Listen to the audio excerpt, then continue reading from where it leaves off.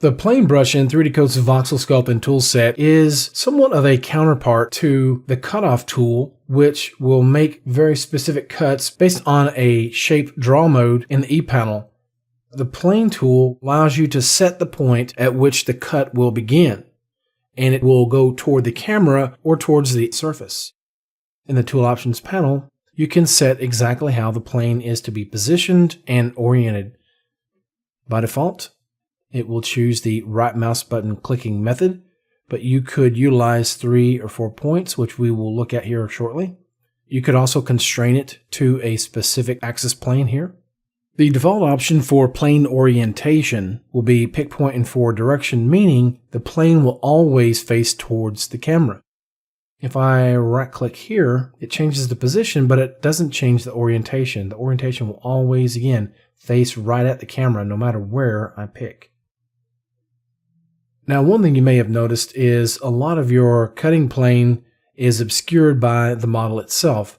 In some cases, that may be preferred, but in this case, you may want to actually ghost the model so it's semi-transparent. That way, you can see all of the plane and you can still see what it's actually going to cut. However, by default, 3D Coat chooses Do Not Pick and Do Not Act for ghosted volumes. We can change that here in this list menu to pick and act. So allow me to go ahead and just brush. I can turn ghosting off for the moment. And if you want, you can set a hotkey for toggling ghosting. Let's hit the N key, and I'll choose a little question mark / button on the keyboard. All right. So let me undo first. Okay, and let's make a cut here. I'm going to turn symmetry off for the moment. And I'll choose a different cutting direction. Let's choose pick point and direction or local, which will utilize the normals. So you can see no matter where I pick, now it's oriented along the normals underneath the brush. Now what about moving the plane forward or backwards? You can hit the plus key on your keyboard to move it back. If it's not moving fast enough, you can change the increments here at the very bottom of the tool panel. Let's change that to 1. I'll pick my point again and hit the plus key. Each time I want to move it further back. And I can brush. I'll undo. Or I can hit the E key to bring the E panel to my cursor. And let's choose a spline.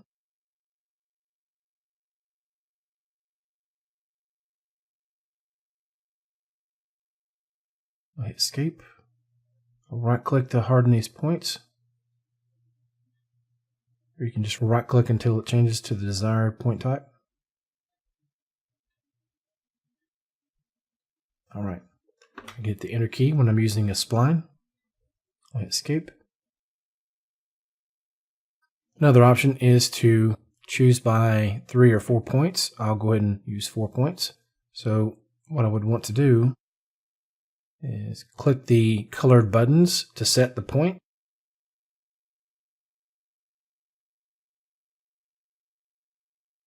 And you'll notice how this plane changes to show how it's going to cut.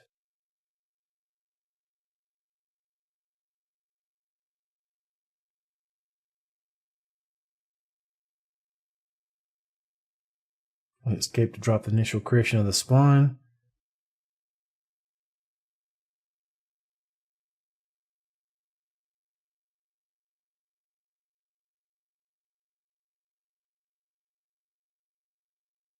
Let's go ahead and hit enter.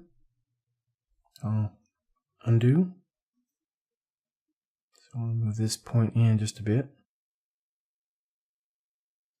Hit enter one more time. I'll escape.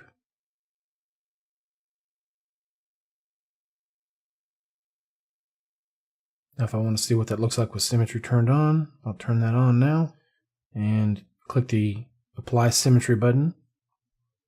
Let's choose 3 points. Right click on the point. When it's highlighted, I can move it. Right mouse button, click and drag. And I hit the E key and choose a regular brush.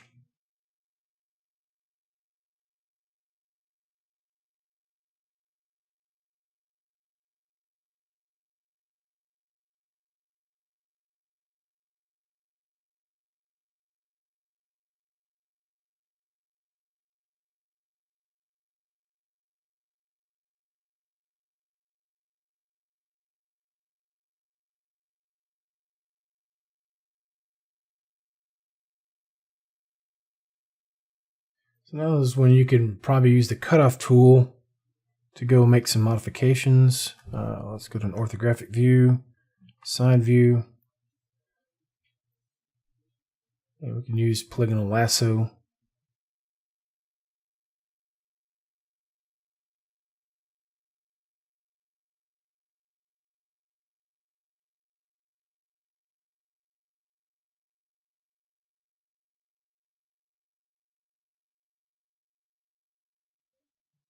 So the advantage of using the plane brush as opposed to the cutoff tool whenever you're wanting to make certain cuts is that you can see using the plane exactly how deep you're cutting into the surface, whereas the cutoff tool, if you want to make a specified cut into the surface but not all the way through, you would have to use a depth limit here.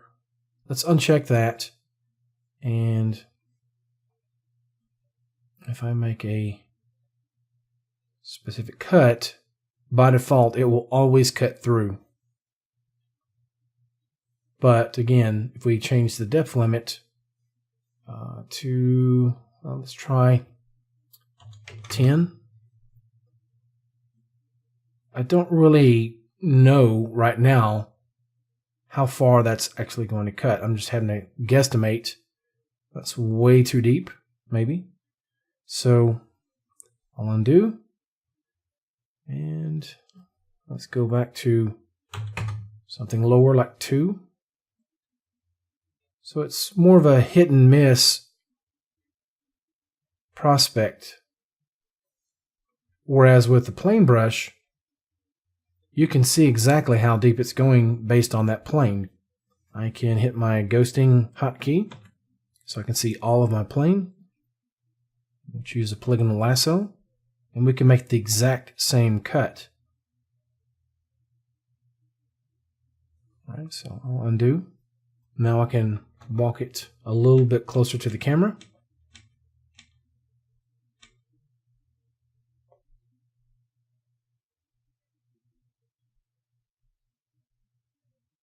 All right, I'll undo.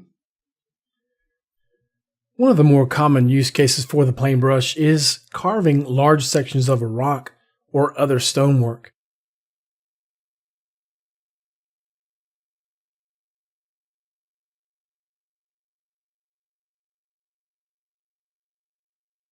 Once you have completed your work with the plane brush, you can use other tools that complement it very well, such as the scrape brush.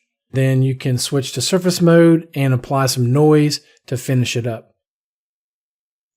That's going to conclude this exploration of the plane brush in the Voxel sculpting toolset. Thank you for watching. We'll see you in the next video.